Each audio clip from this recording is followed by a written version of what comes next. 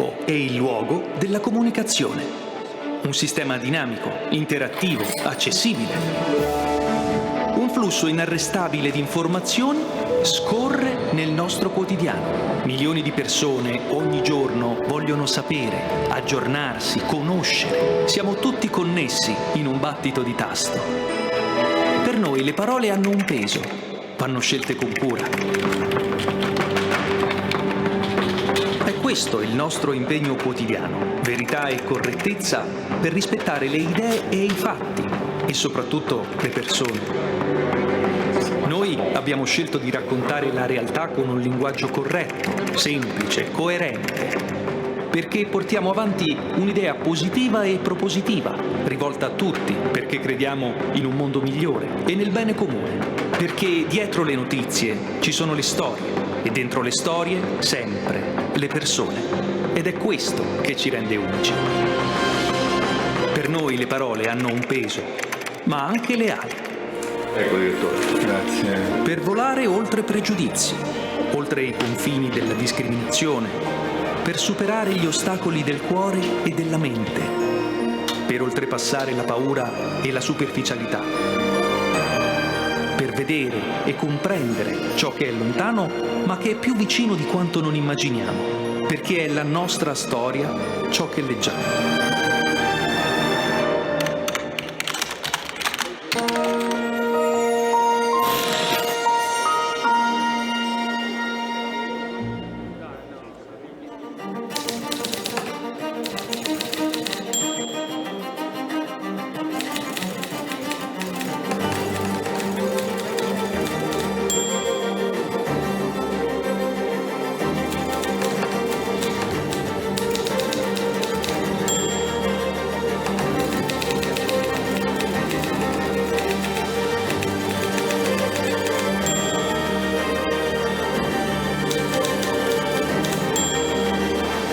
Civiltà dell'amore, fratelli e sorelle, costruite senza stancarvi mai questa civiltà.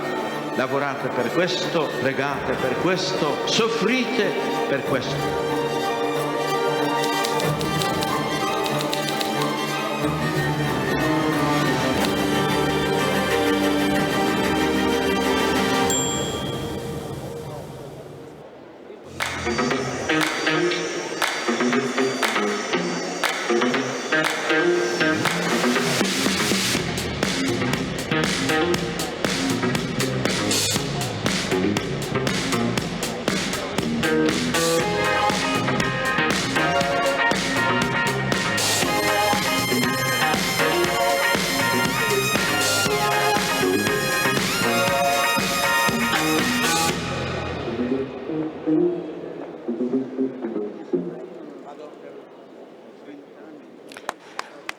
Buongiorno.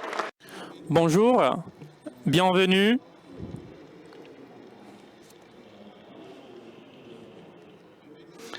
Bienvenue en cette rencontre Europe et Avenir, qui est la première et importante étape de ce parcours du meeting par rapport à la politique, la véritable politique de fait de la construction. Avant d'introduire la rencontre, je veux présenter nos invités. Avant tout, Paolo Gentiloni, un ami du meeting, présent en différentes formes. Aujourd'hui, commissaire européen pour les affaires économiques, on le remercie pour sa présence toujours constante ici au meeting. Par la suite, Elena Mazzola, présidente de l'ONG Emmaüs à Kharkiv, en Ukraine, l'une des plus importantes personnes dans l'aide au peuple ukrainien et aux personnes, et merci pour votre présence.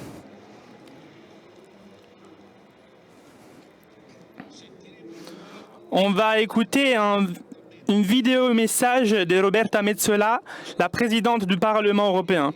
J'introduis la rencontre et les trois ordres de questions que je voudrais introduire pour Paolo Gentiloni. Ensuite, que Elena va présenter la situation actuelle de l'Ukraine et je veux commencer avec ces premières questions de paix et des destins politiques. Il m'est déjà arrivé avec les jeunes dans certaines campagnes de politique européenne de se poser la question qu'est-ce que c'est l'Europe et qu'est-ce que ça sert? Et je voulais dire aux jeunes que ceci qui nous mettait au commun dans l'Europe, c'est que nous, on n'avait jamais vu la guerre. Une Europe unie a permis que la guerre ne soit pas là. C'est celui-ci le point fondamental dans lequel Schuman, Monnet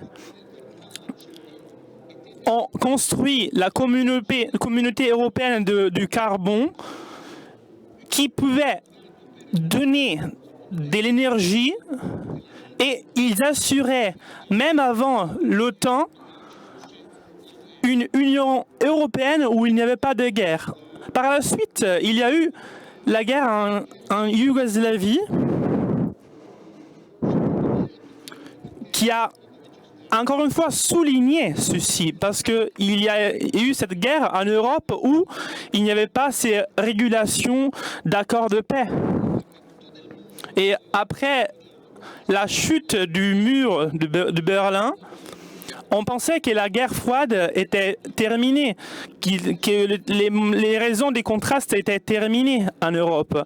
Maintenant, le contraste entre Ukraine et Russie est un dessein pour que un autre pays puisse agresser un autre pays qui n'est pas européen.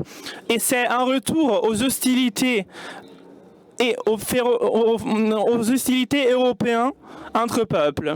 La première question que je voudrais poser à Gentiloni, c'est quel est le changement dans l'Europe entre le rapport Est et Ouest qu'il y avait en précédence? Qu'est-ce que cela signifie pour la Méditerranée, pour l'Europe et le reste du monde? Qu'est-ce que c'est cette origine de l'Europe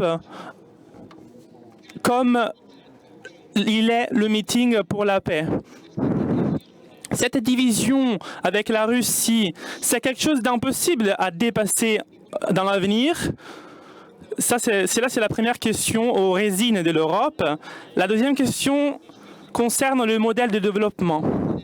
Ce sont des questions générales qui essayent quand même d'interpréter les questions de tout le monde sur cet aspect. Parce que nous avons eu l'année dernière l'économiste français Fitoussi, qui a été l'un des plus grands studieux des légalités. Et il disait que notre système est basé sur deux principes, celui de la démocratie, c'est-à-dire une personne en vote, et le principe du marché, un euro en vote. Et il disait que si le deuxième principe va dominer, même la démocratie va venir en moins de cela. Et malheureusement, celui qui s'est passé dans les dernières années, on l'a même écouté dans les dernières rencontres du meeting, le tas de chômage a grandi et les salaires n'ont pas grandi. Et donc, l'Europe a eu quand même des influences avec lesquelles ils ont pensé que le marché pouvait remédier aux solutions de l'Europe.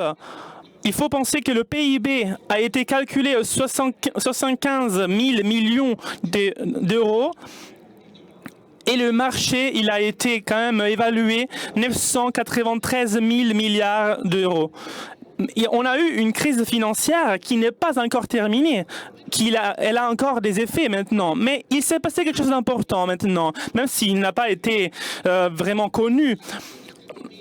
En 2017, les États membres, les organes de l'Europe se sont engagés pour bâtir une Europe plus sociale. Donc, on a eu vraiment le développement de l'économie soutenable. On a eu une économie dans la socialité. On a eu un point de vue différent sur l'Europe parce que c'est une idée d'une Europe différente où on a souligné le rapport entre dette et PIB et on a souligné l'idée de ces développements. On va aller envers ce cet essai d'Europe sociale. Nous, les Italiens, par exemple, dans les années de la Première République, on a eu cette approche. Mais on se demande si le libéralisme mondialisé va dominer. Le troisième thème, c'est la subsidiarité. Je veux souligner le rapport avec la subsidiarité en 2022 avec les stats, et ça démontre que quand on s'engage dans le développement, dans des actions sociaux de la troisième secteur, le tas de chômage diminue et le tas de pauvreté diminue et l'instruction augmente, ainsi que le bien-être des personnes et les morts vont diminuer. L'Europe va donc tenir compte de ce facteur dans les prochaines années, où ça sera seulement l'Europe des États, ainsi que l'Europe des peuples. Il y a quand même une deuxième question que je veux poser, qui va aux sources de l'Europe. J'ai étudié que le traité de Maastricht a été basé sur la verticalité, parce qu'il reconnaît que les États puissent décider, puissent avoir la priorité par rapport à l'Union européenne.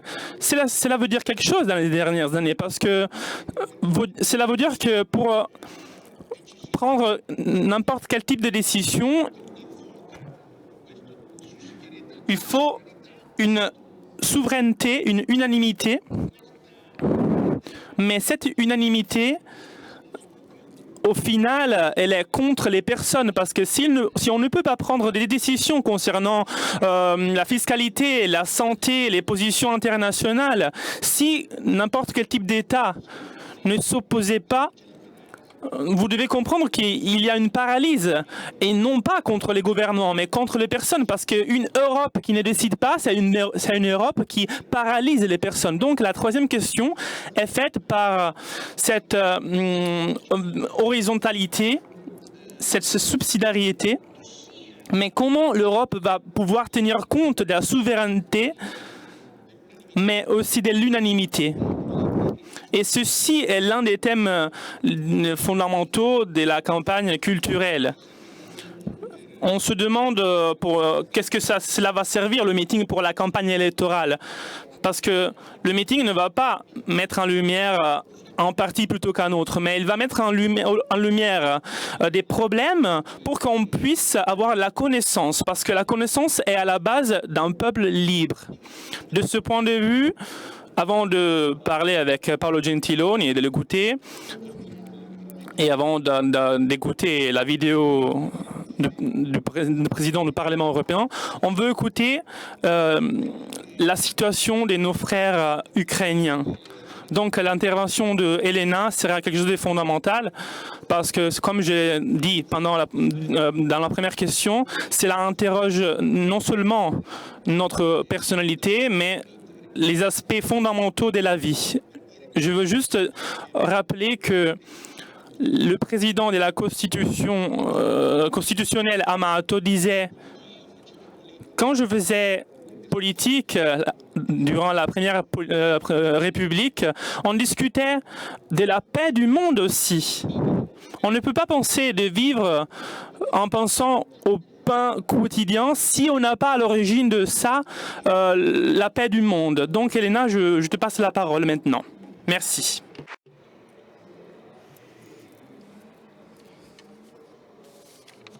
Bonjour.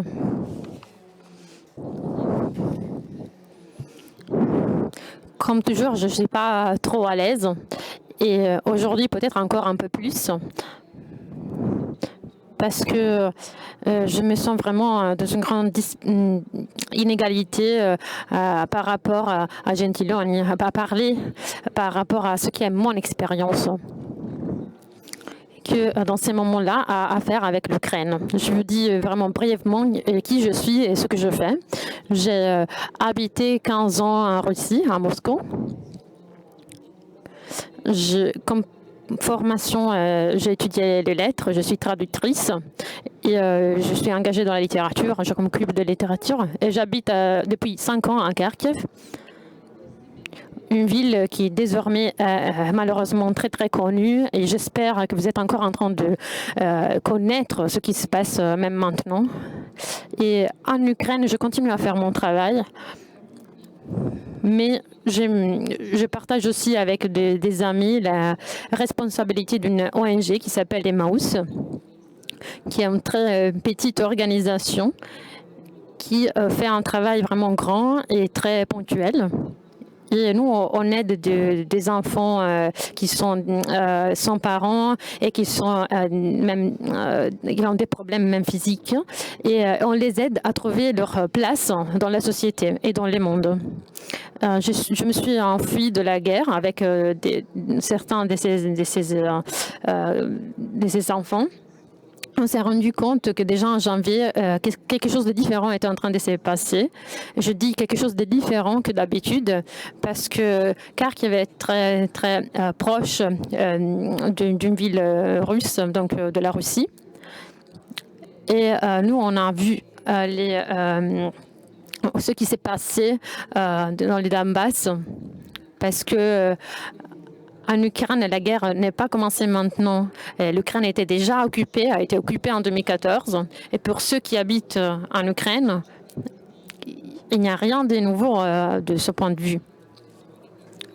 Même la rhétorique que vous avez connue juste maintenant, de ce fait de parler de la dénazification, c'est quelque chose dont nous, on entendait parler depuis longtemps. Et donc en janvier, quand nous, on a compris que grâce en particulier aux appels des Américains, que la situation était vraiment grave, on a bougé, on s'est enfui comme on a pu. Moi, j'ai envoyé en Italie beaucoup de mes enfants et d'autres se sont enfuis plus tard avec moi quand la guerre avait déjà commencé. Donc, on s'enfuit d'un mal qui est envoyé comme menace très très probable, possible, mais qu'on voyait, on comprenait qu'il était déjà contre la personne, contre la personne unique, contre chaque personne. Le fait qu'il y avait des jeux politiques qui pouvaient y être des situations dont on parlait déjà, on le savait déjà, c'était déjà évident. Mais c'était déjà clair que personne ne nous aurait défendu. Et de ce point de vue, pour nous, le fait de s'enfuir de ce mal, moi je dis souvent que quand quelqu'un me dit « mais comment vous avez fait à comprendre avant et comment vous avez fait pour s'enfuir avant que tout ça pouvait se passer ?» Moi je réponds toujours que nous, on n'avait pas plus d'informations que les autres, mais sûrement on avait déjà la certitude, moi et des amis, la certitude qu'on aimait nos enfants et qu'on ne voulait pas, nous on ne veut pas permettre que ces enfants, ces garçons qui avaient déjà très beaucoup souffert et qui avaient déjà vécu des violences, on ne voulait pas qu'ils puissent souffrir à nouveau et qu'ils pouvaient être à nouveau des victimes d'une violence. Et donc, pour cet amour-là, nous, on a réussi à lire la réalité d'une manière plus rapide que les autres. En cette période, quand on est arrivé en Italie,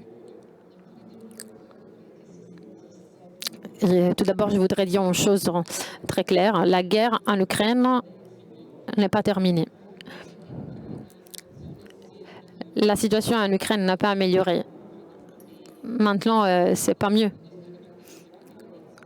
Quand je suis arrivée en Italie début mars, je me suis rendu compte tout de suite qu'à côté de nous, il y avait des gens qui étaient traumatisés, qui vivaient comme notre douleur, qui était à côté de nous et qui comprenaient. Et petit à petit, après quelques mois, pour plusieurs raisons, C'est comme si maintenant, quand je rencontre les gens, je vois que cette guerre est considérée comme quelque chose de déjà terminé. Mais ce n'est pas comme ça. La situation n'a pas amélioré. Au contraire. Et je vous fais un exemple.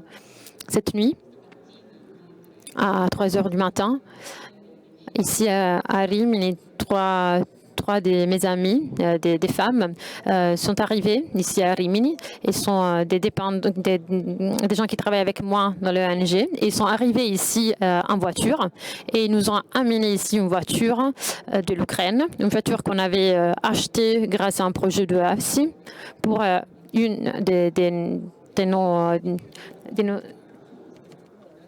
de nos membres. Et cette voiture avait été bombardée, mais ils l'ont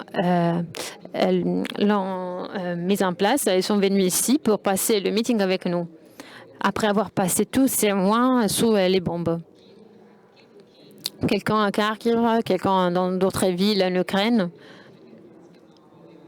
Et une de ces gens qui s'appelle Olya était la propriétaire d'un bar dans le centre-ville de Kharkiv. Oui, il travaille aussi deux de mes enfants. Et ce bar, ce café, a été complètement détruit au début de la guerre. Et moi, j'ai vraiment entendu ces derniers jours beaucoup d'histoires semblables à cette histoire. Par exemple, avec une de mes amies qui s'appelle Katia, quand je l'appelle et je lui demande comment elle va, elle me répond très bien. Mais moi, au contraire, je sais que chaque jour, elle est à Kharkiv, elle est chez elle. Elle doit faire attention aux refuges anti-bombes quand il y a les sirènes. Et à chaque jour, se passe des choses comme ça. Et moi, je le sais. Je sais qu'ici en Italie, il y a plusieurs personnes qui accueillent des Ukraines depuis le début. Et nous, seulement, on a accueilli plus que 150 personnes grâce à l'aide de plusieurs amis. Je sais, par exemple, que le pape, auquel je suis vraiment j'ai vraiment beaucoup de gratitude pour lui. Il continue à utiliser des mots qui sont très forts concernant la guerre, car il parle de la cruauté, d'une tragédie. Et donc, on parle même de ça. Et il pose des questions à chacun de nous. Il nous pose la question, qu'est-ce que tu fais, toi, qu'est-ce que tu fais pour le peuple de l'Ukraine? Moi, j'aimerais bien défier de quelque manière, vous défier de quelque manière à regarder chaque personne, à regarder à chaque personne concrète. La guerre est en Europe, la guerre existe.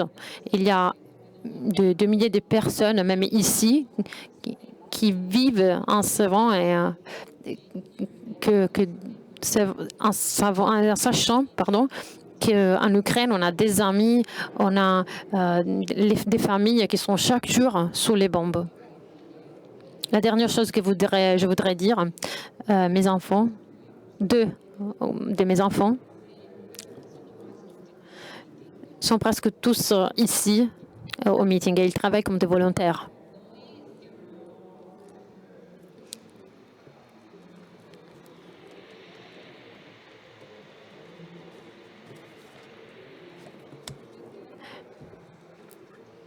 Ils travaillent comme des bénévoles. Et pourquoi pour moi est si important de parler de ça, de le dire? Car maintenant, le peuple en Ukraine a besoin d'aide. C'est clair que c'est ça.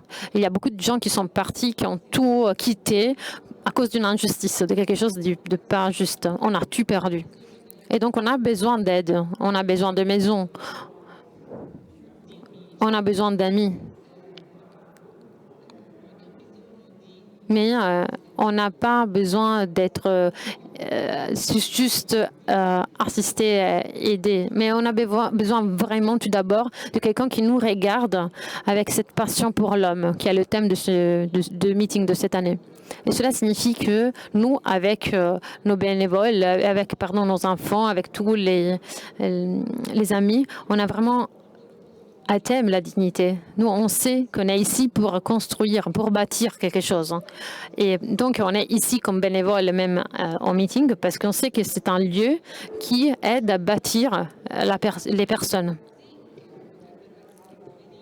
Et donc, nos enfants qui pourraient être considérés comme regardés avec pitié, au contraire, ils sont ici, ils travaillent gratuitement, ils sont ici à travailler comme bénévoles pour le meeting, parce que nous, on croit qu'à partir de cette construction du moi, du jeu, même l'Ukraine peut recommencer. Et je dis la dernière chose, je voudrais faire publicité. Et je le fais pour une raison précise, parce que moi j'ai étudié le lettres. Moi je travaille pas dans un milieu social. Je suis pas ces enfants de cette ONG font partie de ma vocation. Mais moi j'ai étudié d'autres choses. J'ai étudié la littérature. Et donc moi j'ai écrit un livre concernant Manzoni et les Promessi Sposi, que vous pouvez même trouver dans la librairie du meeting. Et mon éditeur a décidé de l'appeler Manzoni entre Moscou et Kiev. Pourquoi je veux parler de ce livre? Parce qu'il y a une question qui m'ont posée plusieurs fois, même d'une manière violente, sur le pardon. Une question qui met à thème, comme sujet, le pardon. C'est-à-dire qu'il faut partir du pardon. Mais c'est une question d'une sérieuxité vraiment impressionnante. Parce que si moi, maintenant, je vais face à une personne qui maintenant est violée, qui est victime, et je lui fais un discours concernant le pardon, moi, je n'obtiens rien concernant la paix. Donc, le problème pour moi est comprendre quel est le début de cette position, quelle est l'origine de cette position humaine pour laquelle moi et pas les autres,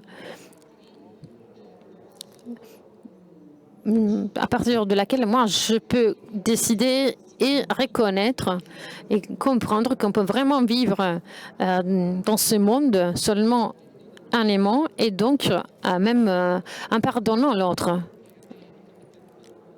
Et j'aime beaucoup ce livre parce que dans ces derniers mois, j'ai vécu plusieurs fois et j'ai compris plusieurs fois des questions, des sujets qui sont très, très liés à ma vie. Et l'un de ces thèmes est le thème du pardon, qui est lié à ma vie et qui est lié à ce livre. Et je l'ai découvert en lisant la littérature chrétienne. Et de son point de vue, moi, en réalisant ces livres, j'ai découvert des choses concernant le pardon et surtout le fait que Manzoni est vraiment lié, attaché à une seule chose, c'est-à-dire à la personne du Christ. Et cela m'a permis de vivre. Comprendre cela m'a permis de vivre. Moi, je ne suis pas particulièrement fort avec les enfants, mais moi, j'ai juste regardé quelqu'un. J'ai suivi quelqu'un et je veux continuer à suivre ceux qui sont plus certains que moi et qui ont déjà compris d'autres choses. Et je désire la même chose pour mes enfants. Merci.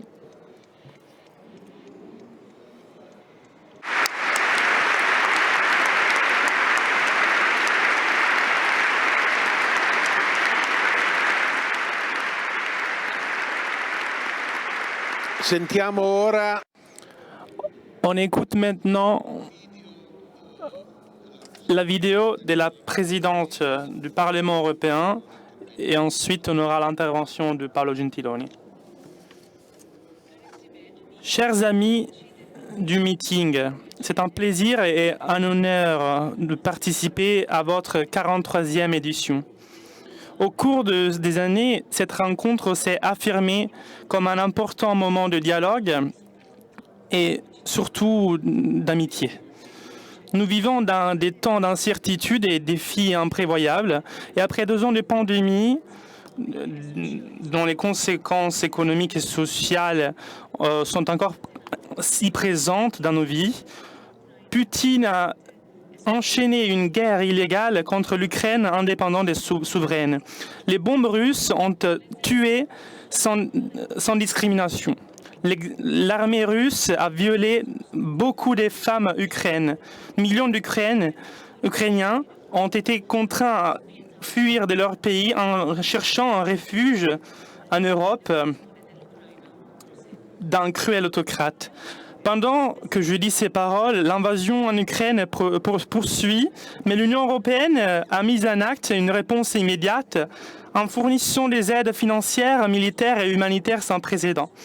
Nous avons démontré de la solidarité à l'Ukraine et à ses gens en imposant des pesantes sanctions contre Poutine et à ses alliés, en adoptant une décision historique en assignant à l'Ukraine le statut officiel de pays candidat à entrer dans l'Union européenne. Nous sommes restés soudés parce que nous savons que les citoyens ukrainiens ne sont pas en train de lutter pour leur patrie, mais ils sont en train de lutter pour préserver leurs valeurs qui sont à la base de notre moyen de vivre, notre façon de vivre. Liberté, démocratie et état des droits.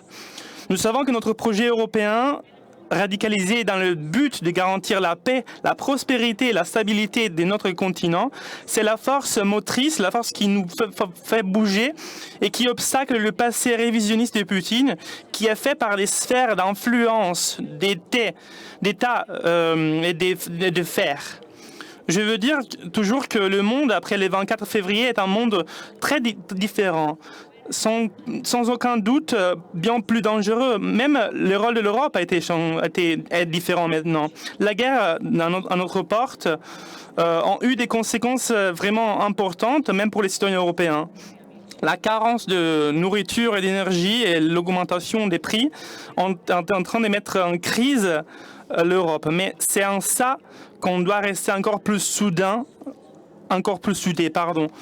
Nous avons besoin les uns les autres parce que l'effort commun, c'est le seul moyen pour dépasser les défis qui nous attendent. Nous devons défendre l'ordre basé sur les règles qu'on soutient pour défendre une relation interdépendante entre les nations et des personnes orgueilleuses de leurs différences, mais qui comprennent que dans ce nouveau monde, l'avenir peut toujours être construit seulement ensemble. On ne doit pas réinventer l'histoire. Nous pouvons nous compléter plutôt en entrant en contraste avec les alliances existantes. Nous devons agir avec une unité et une force sans d'espoir que la coopération multilatérale est le seul moyen pour échapper et pour suivre un moyen commun. On doit espérer que la démocratie triomphe sur l'autoritarisme afin que l'Europe puisse persévérer sur ces représentations. En parlant d'espoir, ce n'est pas en parlant de quelque chose d'optimistique de manière naïve, comme Václav Havel nous le rappelle. Mais l'espoir n'est pas la conviction que ce qui est en train de se passer aura du succès. L'espérance est la certitude que ce que l'on est en train de faire maintenant ait un sens. Quel est du succès ou pas. L'espérance n'est pas une prédiction, mais une orientation de l'esprit et du cœur. Cette rencontre ici à Rimini est un signe de notre force et résilience européenne. Néanmoins, une pandémie, même pas une pandémie, nous a arrêtés. On veut garantir le respect de toutes les mesures sanitaires et avec cela, on a réussi à organiser le meeting, même avec les mêmes enthousiasmes de toujours.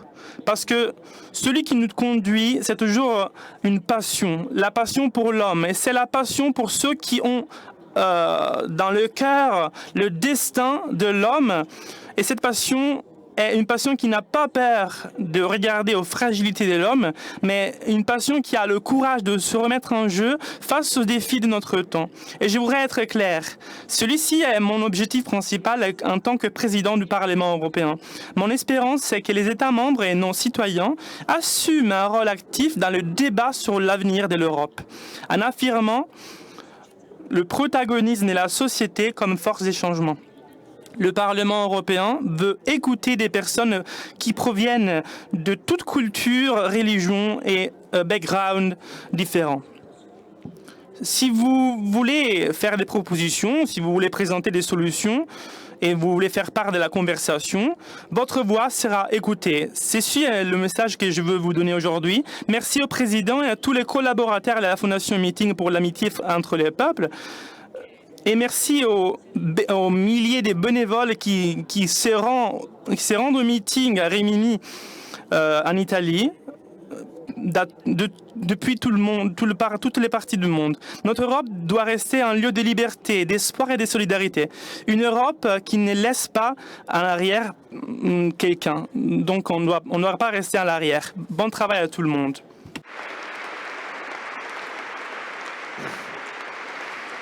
La parole à... Je laisse la parole au commissaire européen Paolo Gentiloni. Merci et bonjour à tout le monde. Merci Meeting pour m'avoir invité, même cette année.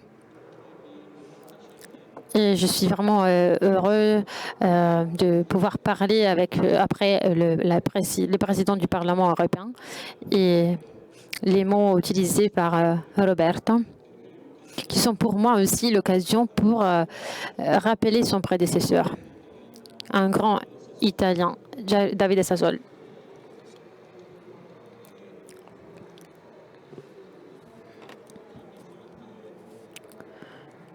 Et ça me fait plaisir aussi le fait que cette rencontre concernant l'Europe et son avenir, et notre avenir, a commencé en parlant de Emmaus, de cette ONG à Kharkiv et de la situation en Ukraine. Parce que je pense que rien comme la guerre en Ukraine puisse nous rappeler le temps qu'on est en train de traverser et qu'il faut partir de cette situation si on veut penser et raisonner sur les questions qu'Evitadi a posées sur l'Europe. Donc, c'est-à-dire en quel moment, dans quelle époque on vit. Moi, je veux dire qu'on vit dans le temps de l'incertitude. Le mot-clé qui domine sur tous les scènes, mais c'est aussi le moment où on peut reconnaître notre fragilité. Au fond, on fait l'homme Deus, comme a été défini, donc l'homme qui est le patron de l'homme et du monde, du DNA, a été mise en discussion par l'histoire dans ces dernières années. Tout d'abord par le fait que la guerre a recommencé en Europe. Parce que l'Europe naît du refus de la guerre. Le projet de l'Europe naît de ces refus de la guerre. Mais ces refus n'est jamais définitif. Il y a des mots d'un conseiller allemand à l'Assemblée nationale française, des mots qui semblent adressés à vous. Edmund Kohl disait « Les esprits du mal n'ont pas été éliminés pour toujours de l'Europe, parce qu'à chaque génération a toujours l'obligation d'empêcher le retour. Chaque génération doit le faire. Chaque génération a ce devoir. Donc la fragilité qu'on a vécue même avec la pandémie et la solitude qu'on a vécue à cause de la pandémie et qui a mis en lumière dans plusieurs villes, plusieurs quartiers et plusieurs familles. Donc la fragilité aussi pour les défis du climat, de l'environnement, la fragilité pour des idées de démocratie qui manquent de liberté, qui avancent dans plusieurs modèles dans le monde et même dans des pays européens. Donc une démocratie sans liberté. Donc à ceux qui me demandent le sens de l'Europe, moi, je dirais tout d'abord l'Europe comme solution, comme antidote, comme réponse, comme possible instrument pour faire face à cette situation d'incertitude et de fragilité. Bon, naturellement, quelle Europe? Donc, quelle Europe? Non seulement les règles qui nous entourent.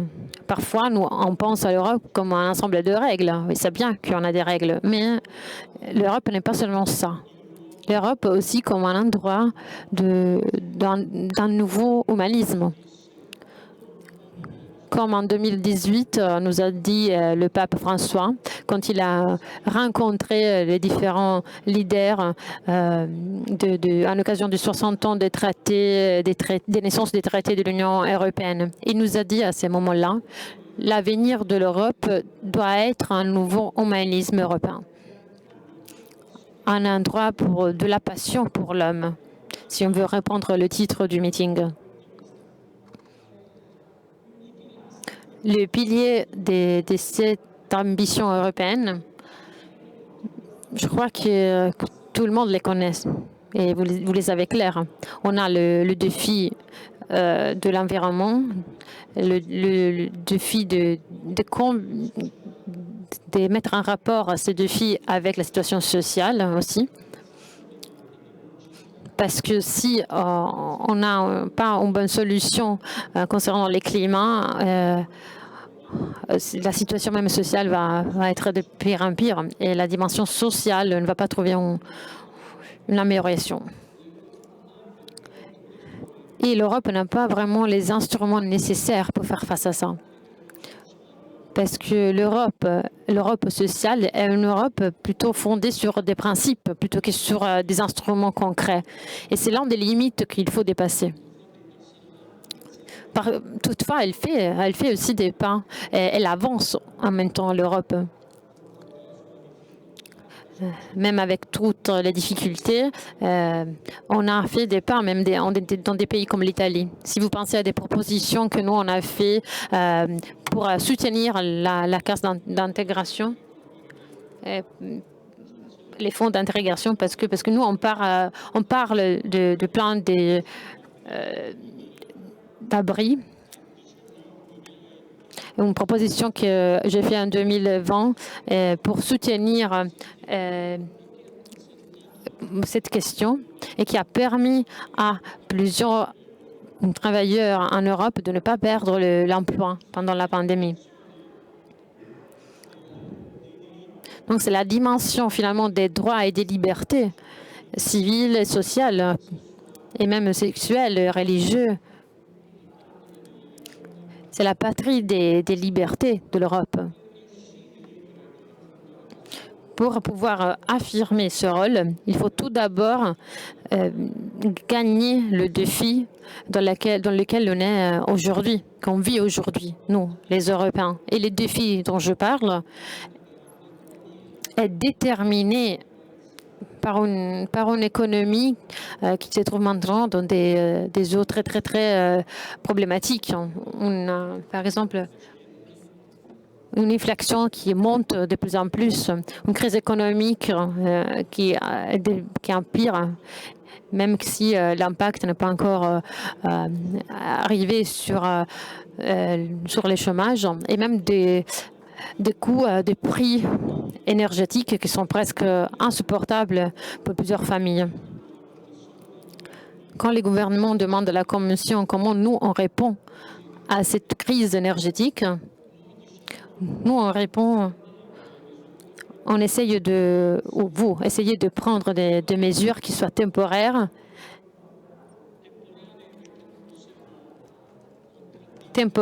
parce que nous on ne peut pas contredire la situation climatique en prenant des mesures permanentes.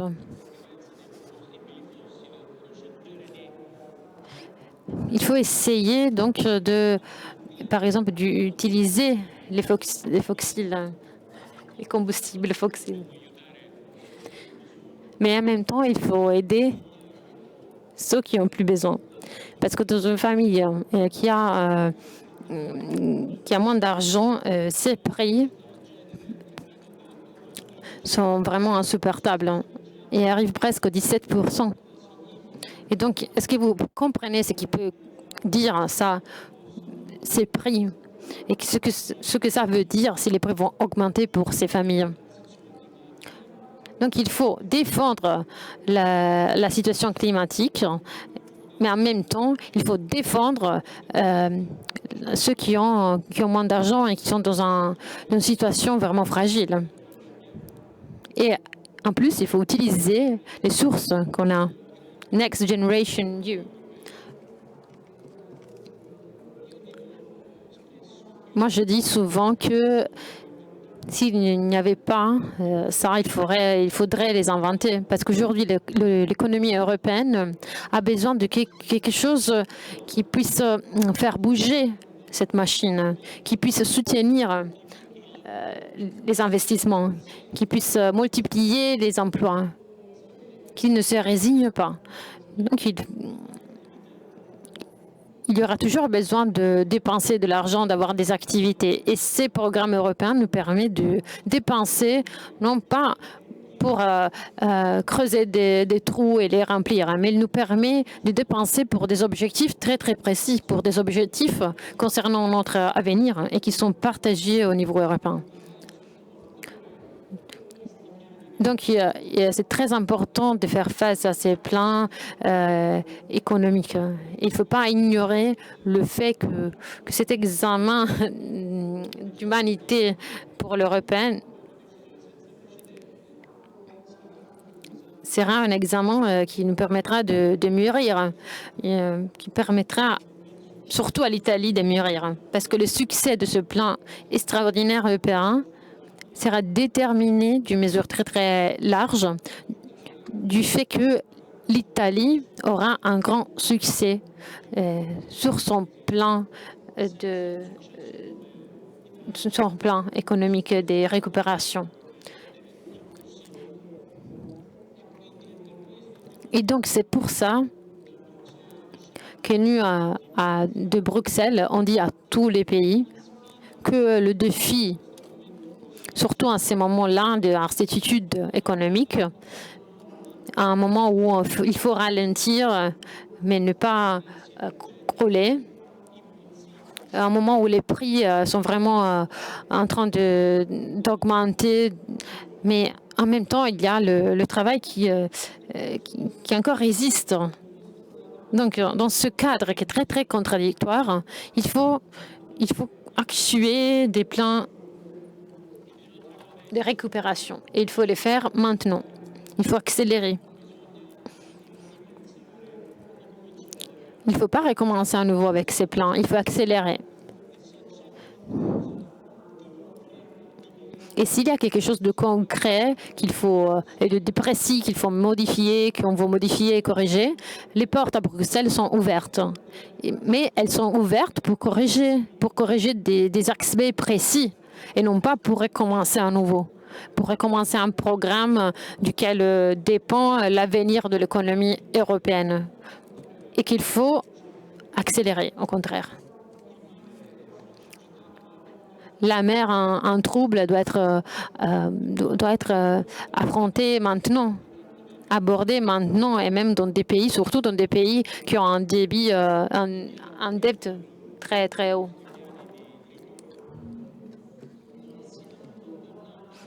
On n'est pas condamné à l'austérité.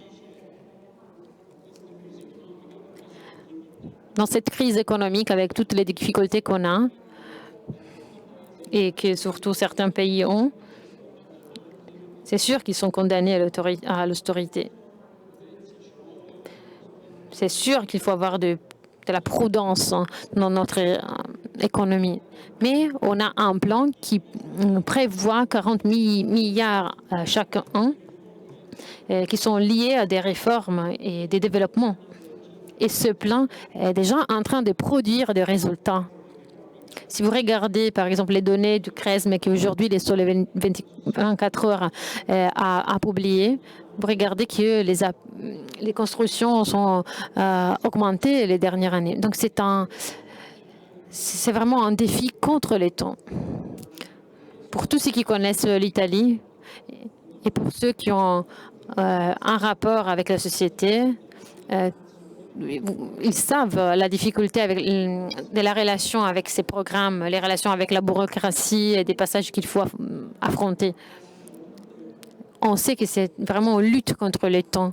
Et dans cette lutte contre les temps, de laquelle dépend la possibilité de ne pas avoir des politiques seulement limitées à l'austérité, mais du développement.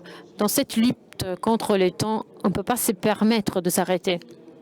S'il faut corriger, on doit corriger. Mais en même temps, il faut avancer et il ne faut pas recommencer du début.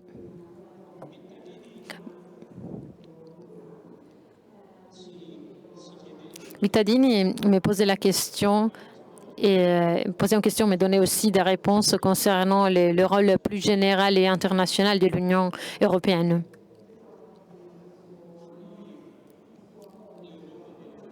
Nous, on aime l'Europe. Moi, j'aime bien l'Europe. Et beaucoup de gens aiment l'Europe et apprécient l'Europe. Même si malheureusement on n'est pas toujours efficace à permettre aux pays qui veulent entrer dans de l'Union européenne de dire entrer.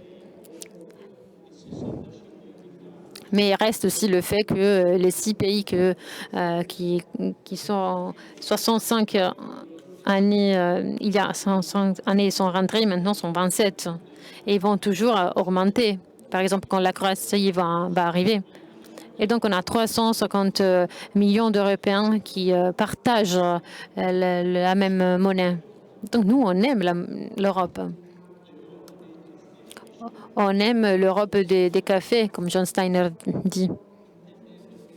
Quand il veut dire en fait que tous les cafés sont différents dans les pays européens, surtout chez nous. Par exemple, les cafés au sud d'Italie sont à debout. Mais au contraire, dans le reste d'Europe, les cafés sont différents, mais sont en tout cas des lieux, des endroits où on se rencontre pour discuter libéralement. Donc l'Europe est en puissance tranquille, comme Schioppa l'a défini. Quelqu'un l'a défini comme Vénus contre Mars. Et beaucoup de gens ont parlé de l'Europe comme un animal herbivore qui est dans une planète d'animaux qui mangent seulement de la viande. Je pense que ceux qui, d'entre nous, aiment bien l'Europe pour ses valeurs et qui continuent à protéger la liberté, la paix, l'état social, alors tous ceux qui aiment ça ne peuvent pas se résigner à une Europe qui va terminer comme les somnambules de 1912 et 1913. Donc, la fin de ces classes dirigeantes qui voyaient arriver des tensions, surtout en Europe,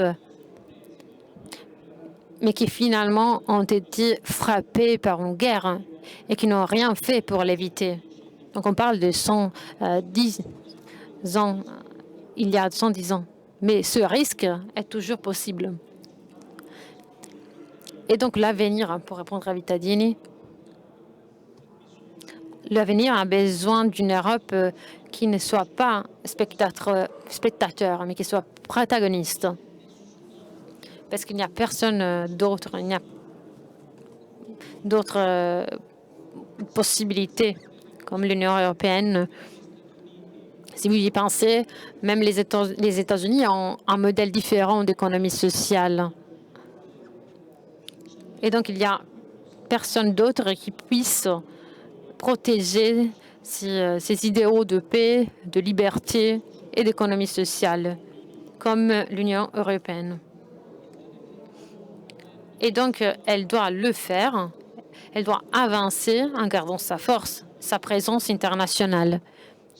Elle ne peut pas le faire simplement en célébrant le fait qu'on est la meilleure puissance commerciale du monde et qu'à l'intérieur de l'Europe, on vit bien, en fait, et avec des privilèges. Non, il faut exercer ces rôles même en dehors de nos limites. Et je termine en disant que qu'est-ce que ça veut dire d'exercer notre puissance en dehors de ses limites? Donc avoir une politique étrangère commune partagée. Une commune étrangère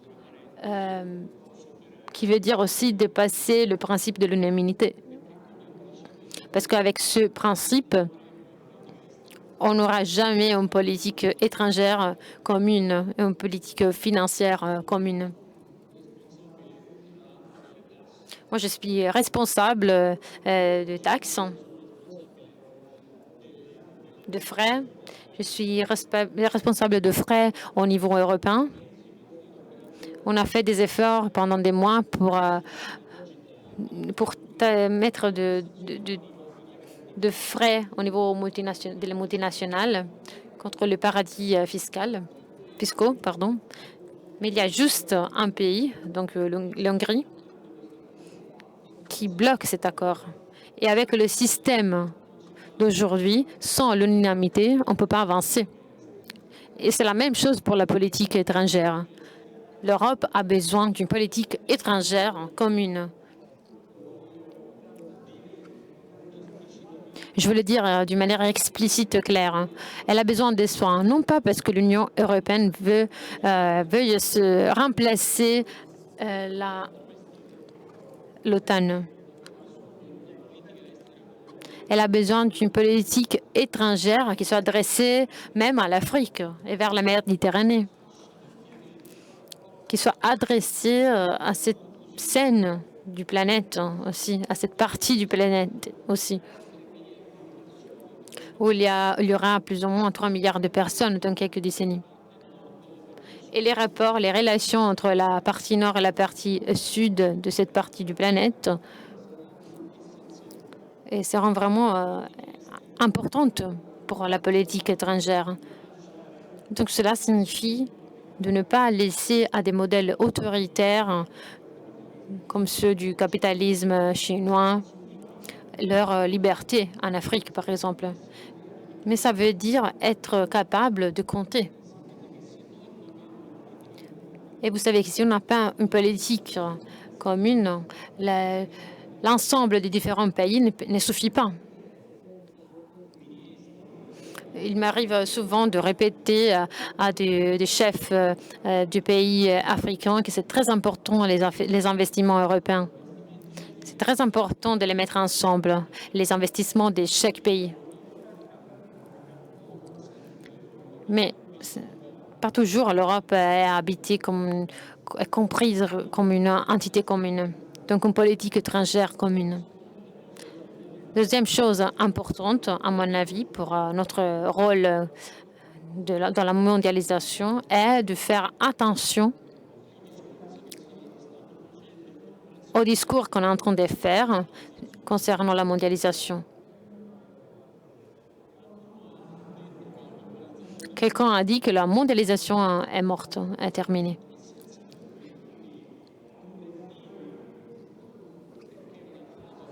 Et c'est sans doute que c'est une phase compliquée de la mondialisation.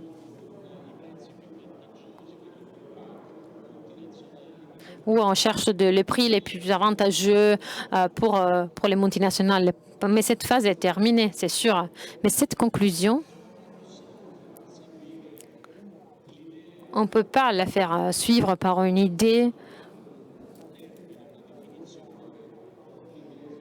à laquelle quelqu'un a donné une définition même en anglaise, le French shoring. C'est-à-dire qu'après l'exportation en dehors, la mondialisation maintenant est juste entre les amis, les pays amis. Mais attention à cette définition, parce que le monde est vraiment varié. Et l'idée qu'on puisse avoir une mondialisation de laquelle l'Occident soit considéré comme différent et contre tout le reste est une idée vraiment dangereuse. L'Europe est le sujet qui aujourd'hui peut continuer à garder ouvert les relations économiques internationales et les rendant plus justes, plus correctes, comme nous on a demandé de manière très très sévère pour les produits qui entrent dans le marché unique européen, sur les conditions d'emploi dans les autres pays du monde, en le rendant plus juste, mais ne pas laissant le monde à un retour des nationalismes. Et finalement, on a besoin d'une stabilité économique. Aujourd'hui, c'est un jour étrange parce que c'est la conclusion d'une longue période de contrôle sur l'économie grecque. La crise horrible que la Grèce a eue il y a 10 ans et la réponse qu'on lui a donnée par l'Europe, que l'Europe lui a donnée, surtout dans les premières années, qui a eu des prix de frais économiques vraiment incompréhensibles, inconcevables. Mais aujourd'hui, cette étape termine. Mais en tout cas, il ne faut pas retourner dans cette situation. Donc, on a vraiment besoin, et moi je vais travailler dans les prochaines semaines, de travailler à une stabilité qui puisse réguler l'économie européenne. On a besoin d'un système qui soit équilibré et stable, dans lequel il n'y a pas des records au niveau mondial de certaines économies et de l'autre côté des pays qui sont condamnés à l'austérité. Je pense que le pays à dette élevée doit être très, très prudent et qu'ils doivent trouver un espace pour avancer dans des politiques de développement et d'investissement. Dans ces contextes chargés d'ambition, moi je sais que le rôle de l'Europe a déjà changé ces dernières années. Et avec une phrase, je pourrais dire que jusqu'à il y a quelques années, on disait surtout que c'était l'Europe qui nous demandait ça. Au contraire, maintenant, on peut dire que c'est l'Europe qui doit nous résoudre certains problèmes. Moi, je préfère la deuxième, c'est-à-dire dire, OK, moi, je connais bien les limites des choses que l'Europe peut faire. Je connais ces limites.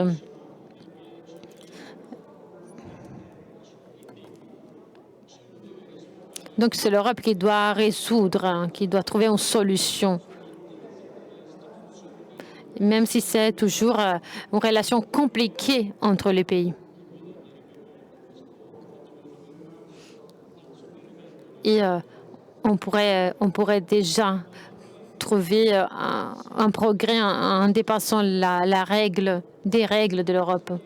Mais c'est bien de demander encore plus à l'Europe, de demander un toit sur le prix du gaz, par exemple, de l'énergie. Si on lui demande d'être le leader mondial de la transition climatique, c'est bien, il faut demander plus à l'Europe. C'est pas le moment d'être des êtres européens qui s'arrêtent, qui résilient. Réticents, parce qu'être des Européens réticents, à ce moment-là, veut dire se cacher et cacher un retour de nationalisme duquel on n'a pas besoin. Nous, on a été habitués à nouveau de notre président de la République à partir de Ciampi à Mattarella. Tous les présidents de la République nous ont habitués à nouveau à l'idée qu'il y a un patriotisme qui est un bon patriotisme, qui veut dire aimer la patrie, qui veut dire aimer notre drapeau, qui veut dire aimer notre hymne national. Et ce sont des éléments du patriotisme qu'il faut revendiquer. Mes chers amis, si ce patriotisme n'est pas une vision européenne partagée, si ce patriotisme devient un prétexte pour imaginer qu'on peut retourner dans un petit monde ancien où chacun résoudre ses propres problèmes, moi je pense qu'on serait sur un chemin erroné. Donc moi je dis, il ne faut pas être des Européens résistants, mais protéger les valeurs partagées européennes. Et je vous remercie.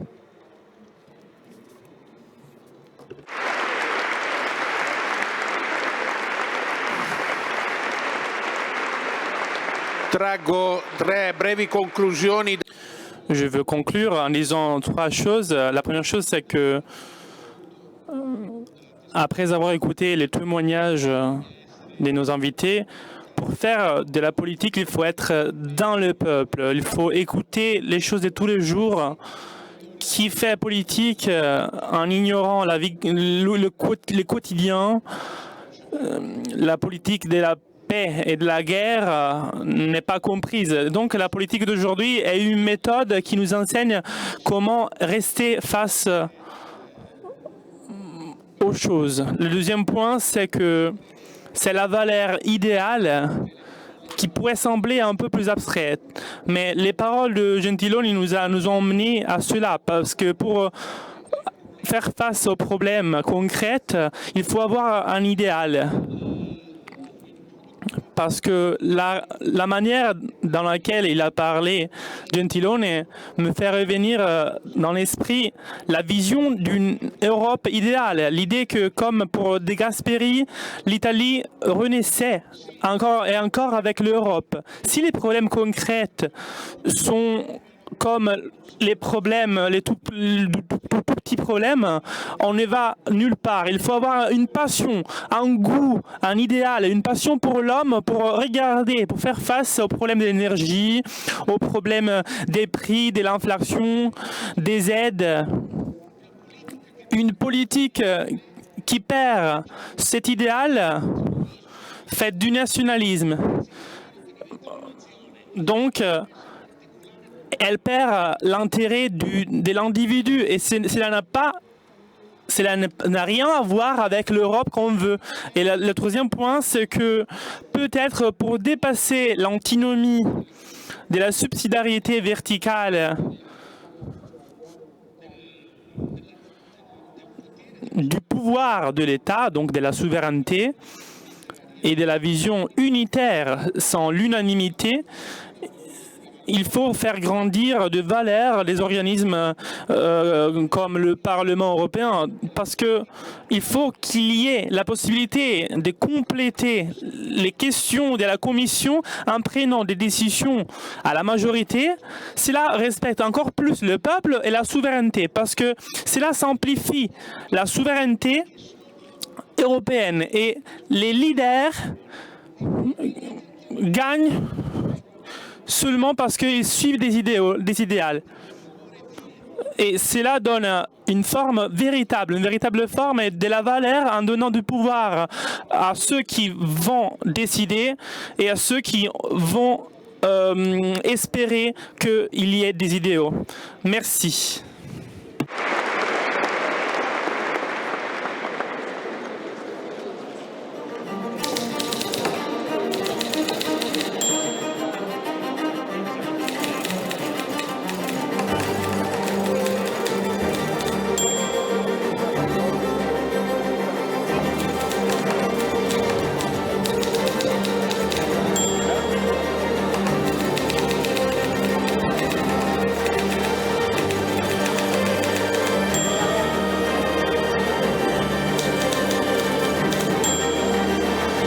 Civiltà dell'amore, fratelli e sorelle, costruite senza stancarvi mai questa civiltà. Lavorate per questo, pregate per questo, soffrite per questo.